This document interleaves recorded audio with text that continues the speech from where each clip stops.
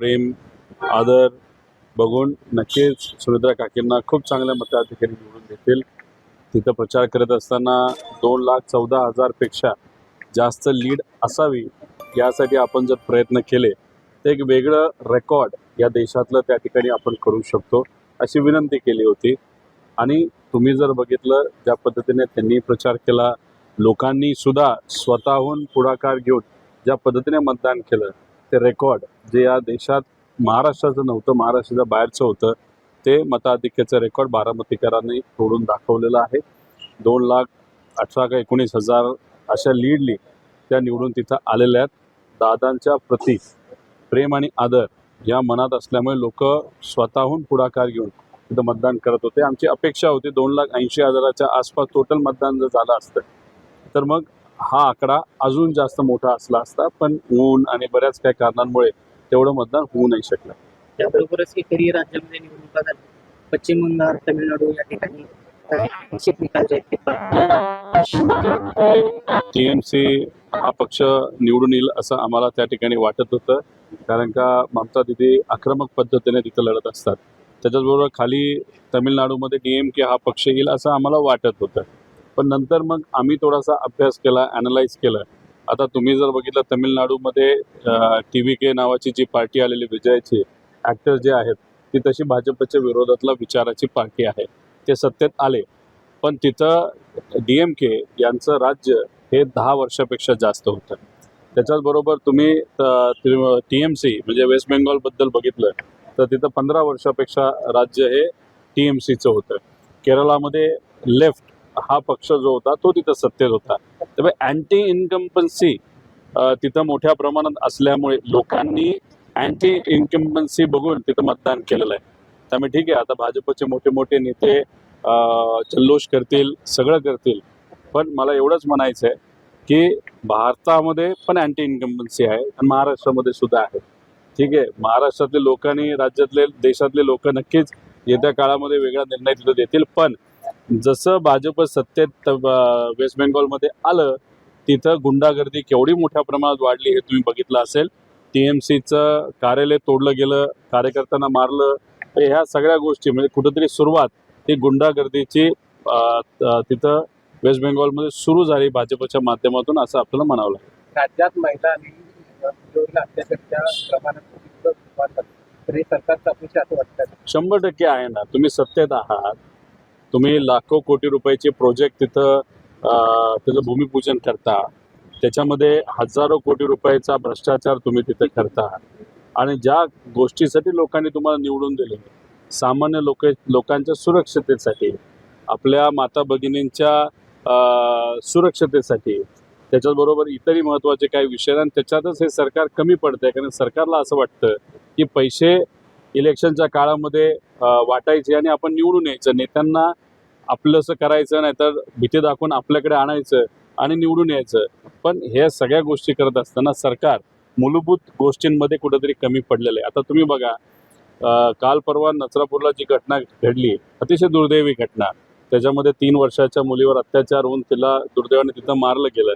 तिथे असणाऱ्या पालकांची इच्छा होती, लोकांची इच्छा होती मुख्यमंत्र्यांनी तिथं यावं. एक संदेश चांगला जातो की नाही, मुख्यमंत्री हे अशा अन्यायाच्या विरोधात तिथं आहेत, लोकांबरोबर आहेत. एवढं मोठं आंदोलन तिथं लोकांनी केलं, अराजकीय लोकांनी तिथं केलं, पण नाही, मुख्यमंत्री तिथं आले नाहीत. पण एका लग्नासाठी हे अहिल्यानगरला तिथं गेले. मग तुम्ही काय संदेश देण्याचा प्रयत्न तिथं करताय? त्यामुळे हे जे काय चाललंय या महाराष्ट्रामध्ये हे लोकांना तरी आवडत नाही. कुठं ना कुठंतरी एक सत्तेचा उद्रेक तिथं होत चाललाय. पैसा आणि सत्तेचा वापर हा कुठं ना कुठेतरी नेते आणि फक्त पक्षासाठी केला जातो, पण ह्या दुर्दैव नुकसान सामान्य लोकांचं नक्कीच झालेलं आपण सगळे बघू शकतो. राजीनाम्याची मागणी का करत? आता हे बघा, साधी गोष्ट, आदरणीय दादा यांचा अपघात नाही तर घातपात झाल्यानंतर आमची इच्छा होती की दादांच्या विषयाच्या बाबतीत FIR या महाराष्ट्रामध्ये व्हावा. त्यासाठी आम्हाला संघर्ष करावा लागला. दुसऱ्या राज्यातून जाऊन आम्हाला FIR तिथं करावा लागला. मग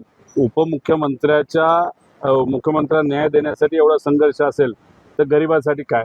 त्यामुळे या सरकारमध्ये कुठेही काय मागणी केली तर सरकार तर त्या ठिकाणी कुठं काय मागण्या मान्य करत नाहीत, न्याय देत नाही.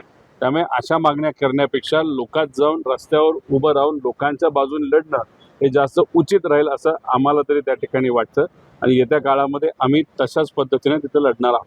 2029च्या निवडणुकीची चर्चा सुरू झालेली आहे पवार. आता पोटनिवडणुकीचा निकाल लागलेला आहे बारामध्ये, मात्र पुन्हा 2021च्या निवडणुकीला देखील चर्चा सुरू झाली आहे. अजितदादांचा पक्ष हा भाजप बरोबर सत्तेत आहे. मांडीला मांडी लावून सत्तेची पद्धत त्यांनी घेतलेली आहे आणि त्या पद्धतीने ते काम करतात. आता तो विचार जर तुम्ही स्वीकारला असेल आणि आम्हाला तो विचार नको असल्यामुळे आज आम्ही विरोधात आहोत. आता उद्या जाऊन तुम्ही भाजप बरोबर जाणार असाल आणि भाजप बरोबर असताना तुम्ही युतीमध्ये जर तिथं पवार परिवारातला एखाद्या व्यक्तीला जो उभं करणार असेल तर आम्ही तर विरोधात आहोत. आमचा पक्ष तिथं विरोधात आहे. उद्या जाऊन आम्ही पवार हा उमेदवार देऊ का कुणी दुसरं हा वेगळा विषय, पण समजा पवार हा उमेदवार दिला आणि ते सत्तेत राहिले, आम्ही तर विरोधात आहोत. तर मग पवार दिला तर पवार विरुद्ध पवार हे होऊच शकतं ना. त्यामुळे नुसतं एखादी गोष्ट इथं बोलून होत नसतं. राजकारणामध्ये कधीही काहीही येत्या काळामध्ये होऊ शकतं, एवढंच या ठिकाणी सांगतो. त्यांनी म्हटलंय की पवारांचं लढाई होणार नाही. लोकसभेबद्दल त्यांनी तिथं सांगितलं असेल. त्याच्यानंतर ताई बोलत असताना भावनिक दृष्टिकोनातून त्या तिथं बोलल्या. त्यांचं मार्गदर्शन आम्हाला तिथं असतं, पण मी इथं बोलत असताना वस्तुस्थिती सुद्धा त्या ठिकाणी राजकीय दृष्टिकोनातून सांगत आहे. म्हणजे आम्ही रस्त्यावर लढतोय आणि जे सत्तेत आहे अजितदादांचा पक्ष तो मात्र त्या ठिकाणी सत्तेत राहून त्या विचाराला पाठिंबा देतो, असं होत नसतं. आम्ही जर विरोधात आहोत तर विरोधात आहोतच आणि त्या पद्धतीने आम्ही लढतच आहोत. नाही दादा, मागाशी यांनी जसं विचारलं, आता विधानसभेला महाविकास आघाडीचा उमेदवार दिला नाही, बिनविरोध निवड करून घेतली गेली. पुढच्या 2 निवडणुकीवर लक्ष ठेवून मग हा प्रस्ताव मान्य होऊ शकतो. कोण म्हणलं महाविकास आघाडीला उमेदवार दिला नाही? दानवे साहेबांना उमेदवार म्हणून आम्ही दिलंच ना, आम्ही पाठिंबा दिला. आमच्यामध्ये चर्चा होते. जर पवार साहेबांना उद्धव ठाकरे साहेबांच्या पक्षाला सहकार्य केलं, काँग्रेसने सहकार्य केलं तर आमची भूमिका होती जो कुठला उमेदवार उद्धव ठाकरे साहेब देतील त्यांच्यावर आम्ही भक्कमपणे उभा राहून तो शब्द आम्ही पाळलेला आहे. काँग्रेसने सुद्धा इथं पाळलेला आहे. आमच्यात चर्चा होती, चर्चा करून मार्ग निघतो. त्यामुळे आम्ही महाविकास आघाडीबरोबर आहोतच. अपघाताबद्दल आपण सरकारला मध्ये अल्टिमेटम दिला होता, त्याचा तपास असा आहे. पुढे आपली काय भूमिका असणार? नाही बघा, आता झालं ना, इलेक्शन झालं, तुम्ही प्रचाराला बाहेर गेला, तुम्ही मोठे नेते आहात, मी मुख्यमंत्री साहेबांचं बोलतोय, तुम्ही तमिळनाडूमध्ये गेला असाल, तुम्ही तिथं वेस्ट बेंगॉलमध्ये गेला असाल, आता झालं ना, इथलं पोटनिवडणुका तिथं झाल्या. आता तुम्ही अधिवेशनामध्ये दिलेला शब्द आता तुम्हाला पाळावा लागेल. 10 मेपर्यंत आम्ही तिथं वाट बघू, नाही तर मग आमचे हातपाय तर तिथं चालवावे लागतील. कारण कसं आहे, एक तुम्ही समजून घ्या, हा जो संदेश महाराष्ट्रामध्ये गेलेला आहे तो अतिशय चुकीचा गेलेला आहे. उपमुख्यमंत्र्याच्या ॲक्सिडेंटबद्दल FIR महाराष्ट्रात होत नसेल तर उद्या शेतकरी, युवा, विद्यार्थी, एका महिलेवर अत्याचार झाला तर त्यांच्या FIR होणार आहे का, असा प्रश्न तर सामान्य लोकांना पडायला लागलेला आहे. त्यामुळे हा जो संदेश सरकारकडनं दिला गेला हा चुकीचा आहे. आमचा संघर्ष त्या ठिकाणी चालूच राहील. पुढं काय करायचं हे नक्कीच आम्ही आमचे पक्ष लोकांशी चर्चा करून आणि अजितदादांवर प्रेम करणारे पण दुसऱ्या पक्षातले लोकसुद्धा जे कोणी आजपर्यंत सहकार्य करायचं त्यांच्याशी सुद्धा याबाबतीत आम्ही चर्चा करू. नसरापूर प्रकल्प तुम्ही मगाशी उल्लेख केला आणि महिला आयोगाच्या अध्यक्षपदाचा पण उल्लेख केला. काही नावं पण तुम्ही सुचवली, मेघा गाडवे वगैरे, मीरा बोरवणकर वगैरे.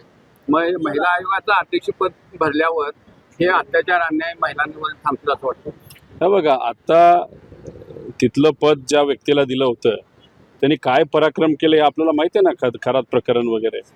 आता आमचं एवढंच मत आहे की एखादा IPS, माजी IPS अधिकारी, ते सुद्धा महिला, माजी IAS अधिकारी, सामाजिक दृष्टिकोनातून चांगलं कार्य करणारे, त्यांचा बॅकग्राऊंडवर कुठेही आक्षेप लोक घेऊ शकणार नाही, अशा लोकांना, स्वच्छ प्रतिमेच्या लोकांना आणि खास करून महिलांना जर महिला आयोगावर संधी दिली तर त्या नक्कीच तिथं काम करतील चांगलं, असा आम्हाला तिथं विश्वास होतो. पण तिथं जर राजकीय दृष्टिकोनातून मोटिवेटेड असणारे, ज्यांना राजकारण करायचंय, पदाचा स्वहितासाठी वापर करायचा, अशा व्यक्तीला बसून न्याय थोडी त्या ठिकाणी मिळणार आहे. तसंच महिला आयोगाबद्दल पण तोच मुद्दा आणि बाल आयोग पण आपल्याकडे आहे. ते तर काय झोपलेत का काय, ते सही सुद्धा न करता पत्र देऊन टाकलं होतं. त्यांनी सुद्धा त्या बाबतीत अशीच तिथं अराजकीय व्यक्तीला तिथं आणणं फार महत्त्वाचं आहे.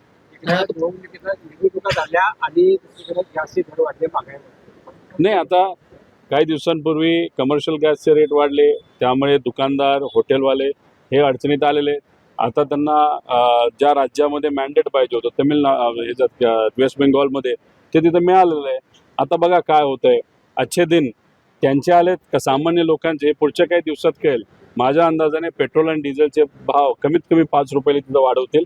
LPGचे सुद्धा रेट तिथं वाढवतील. का? कारण की यांना फक्त सत्ता पाहिजे. खोटारडेपणा त्या ठिकाणी केला जातो. इलेक्शन होऊस तर गप्प बसतात, इलेक्शन झाल्यानंतर पैसे गरिबाच्याच खिशातून हे तिथं आणतात. त्यामुळे ही जी काय खरी भूमिका या भाजपची आता लोकांपुढं हळूहळू टप्प्याटप्प्याने त्या ठिकाणी येत जाईल. आता प्रशांत आंबे प्रकरणात दखलपात्र गुन्हा दाखल झालेला नाही. बोललं प्रशांत आंबे प्रकरण काही माहिती आहे? प्रशांत आमटे होत असं प्रशांत दुर्दैव आहे, आपल्या या शहरामध्ये असणारे जे कोणी तिथं अधिकारी होते त्यांनी आम्हाला शब्द दिला होता की अजिबात काळजी करू नका, दखलपात्र गुन्हा आम्ही दाखल करू. कारण शेवटी कोल्हापूरकरांच्या विचाराबद्दलचा हा मुद्दा आहे, छत्रपती शिवाजी महाराज आणि महिलांचा हा मुद्दा आहे. मग मी त्यांना परत एकदा विचारलं की ठीक आहे, तुम्ही म्हणत असाल तर मी जाऊ का, तुम्ही जर सत्यवचन देत असाल तर. ते म्हणले काळजी करू नका. मग इतर सामाजिक कार्यकर्ते प्रशांतशी पण मी बोललो, ते म्हणले काहीच नाही, आपण कोल्हापुरात आहोत, कोल्हापूरमध्ये असणाऱ्या अधिकाऱ्यांवर विश्वास आपण ठेवला पाहिजे. आणि आम्ही तिथं गेल्यानंतर त्यांचे रंग बदलले, वरून त्यांच्यावर प्रेशर आलं, दखलपात्र गुन्हा त्यांनी दाखल नाही केला. म्हणजे उद्या जाऊन तुम्ही आपण कुणी पण आपण करणार नाही, विचाराचे पक्के आहोत. महिलांवर किती लेवलला जाऊन बोललं, आई बहिणीवर बोललं, फार घाण बोललं, तरी या महाराष्ट्रामध्ये या सरकारला चालतं, पोलिसाला चालतं असं मला वाटतं. महामानवांवर बोललं तरी चालतं, कारण का हा जो प्रतिगामी विचाराचा पक्ष जो सत्तेत आहेत त्यांना शिवशाहू फुले आंबेडकरांचा विचार कधीच पटलेला नाही. त्यामुळे जो कोणी व्यक्ती त्या विचाराच्या विरोधात बोलेल त्याला आजपर्यंत प्रोटेक्शन मिळालेलंच आहे. किती उदाहरणं तुम्हाला देऊ. त्या कुलकर्णी नावाचा कोण ॲक्टर तो पुण्याचा, त्याला महानगरपालिकेमध्ये संधी दिली गेली. अजून कोणतरी बोललो होतो, त्यानंतर ह्यांचा जो गव्हर्नर होता टोपीवाला कोश्यारी, ते डॉक्टर बाबासाहेब आंबेडकरांबद्दल बोलले, महात्मा फुलेंबद्दल बोलले. त्यानंतर एक भागेश्वर बाबा महाराजांबद्दल तो बोलून गेला, अजून महिलांबद्दल तुकोबारायांबद्दल बोलला. तरी या सरकारला ते संत वाटतात. अरे पण आमचे जे सगळे हे महामानव जे आहेत ते आम्ही त्यांच्या विचाराने चालतो, आम्ही त्यांच्यासाठी लढणार.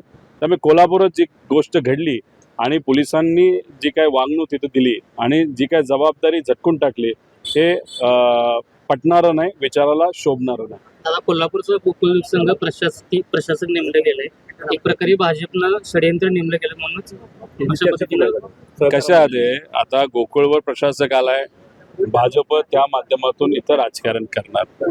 जसं की ओबीसी राजकीय आरक्षण हे खरं तर कोणामुळे मिळालं नाही तर भाजपमुळेच मिळालं नव्हतं. पण मुद्दामून कोर्टामध्ये हा प्रश्न पुढे पुढे तिथं जावा आणि प्रशासक त्या जिल्ह्याला तिथं देण्यात यावे आणि मग ते जे तुमचे पालकमंत्री त्याच्या हातातून तिथं राजकारण करता यावं, यासाठी त्यांनी वेगवेगळ्या खेळी पूर्वी सुद्धा केलेल्या आहेत. आता माझ्याच महाराष्ट्र क्रिकेट असोसिएशनमध्ये सुद्धा प्रशासक त्यांनी बसवलेला आहे. तिथं सुद्धा पोखरण्याचं काम तिथं सुरू झालेलं आहे. त्यामुळे गोकुळ हे जे काय कोऑपरेटिव्ह आहे, भाजपला कोऑपरेटिव्ह चळवळ ही कधीच आवडलेली नाही.